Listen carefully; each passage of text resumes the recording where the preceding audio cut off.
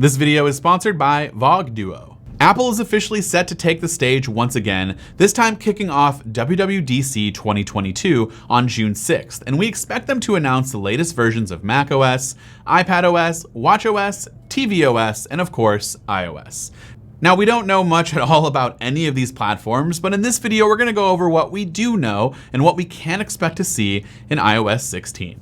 Starting off with the latest out of Bloomberg's Mark Gurman, which is that iOS 16 should feature a significant improvement to its notifications. Notifications on iOS has always been a huge mess in my opinion, but it's gotten a little bit better when Apple introduced group notifications a few years ago, but there's still plenty of room for improvement here, and that's apparently what we might be getting.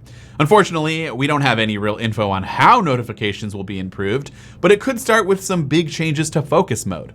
Recent reports coming out of the 15.5 beta code reveals a new warning message that tells users the chosen focus mode requires a software update to be enabled, which could signify that some major enhancements are on the horizon, which would require iOS 16 to be installed. There's also a new music app on the horizon, and it appears it could launch at WWDC, but for those thinking this is a new redesigned Apple Music app, unfortunately that might not be the case. It's an entirely new standalone app dedicated to classical music. Last year, Apple announced its purchase of classical music streaming service Prime Phonic, which offered advanced search and browse features specifically optimized for classical music.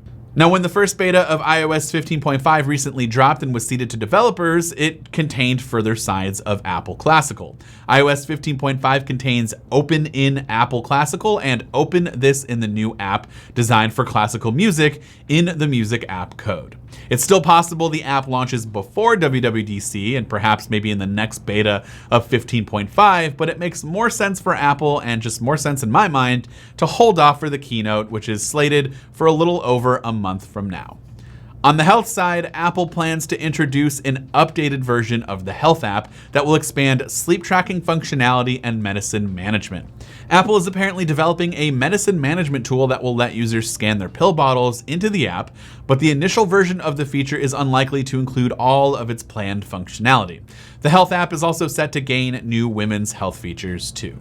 There are also a couple of emergency features that could be on the horizon, like car crash detection, which will allow iPhones to detect when a collision has occurred and dial emergency services automatically. This would likely have software side support that's probably going to be added in iOS 16, should Apple decide to move ahead with this feature. Couple that with the rumors that Apple is planning to add a satellite-based emergency feature to iPhone 14 models, which could be supported in iOS 16. And so if this feature is released, iPhones would be able to send texts in emergency situations when there is no cell coverage and report major emergencies when coverage is not available as well.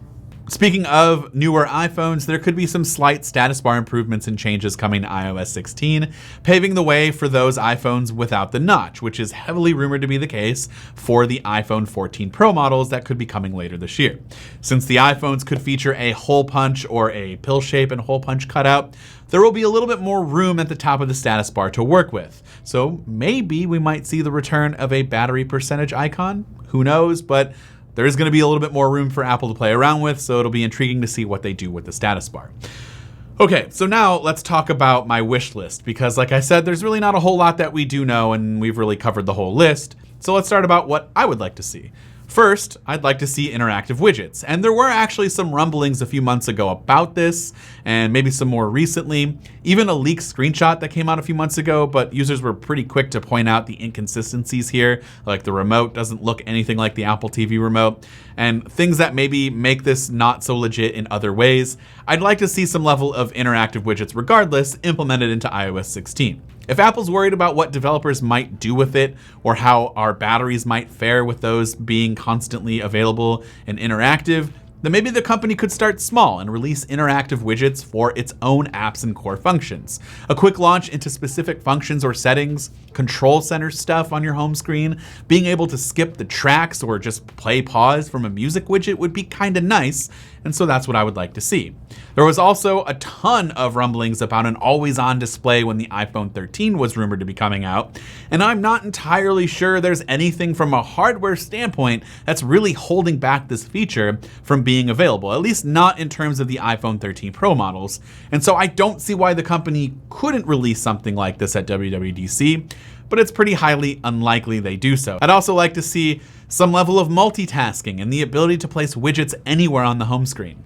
This concept that you're looking at here beautifully shows all three of the features that I just mentioned, and I think Apple could do these things pretty well, if not better than what you're seeing now. I look forward to hearing from Android users in the comments section about how you could already do this for years on your devices, as I read them with jealous rage. But of course, I would love to hear from you. What do you want to see in iOS 16? Please let me know in those comments down below. Now, before we end today's video, I do want to give you more information about today's sponsor, VOG Duo. VOG Duo is a leading accessory brand that specializes in products that are not only convenient, but also add a touch of luxury to the mix. Products ranging anywhere from the 65 and 100-watt GAN leather chargers that offer up tons of flexibility and functionality, all while looking incredible compared to some of the other more boring plasticky chargers out there. If you want to spice up the look of your AirPods Pro case and your AirTags perhaps, all while protecting them at the same time, VOG Duo features really nice leather carrying cases that actually attach right to your bags or your keys pretty easily. The AirPods Pro case gives you access to the bottom so that you can still charge while it's inside of the case.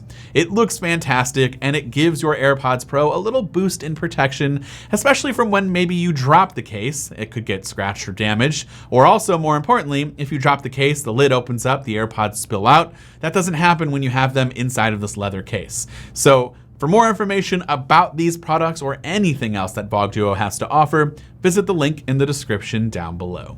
This has been Dan with Mac Rumors. Thanks so much for watching, and I hope to see you around in the next video.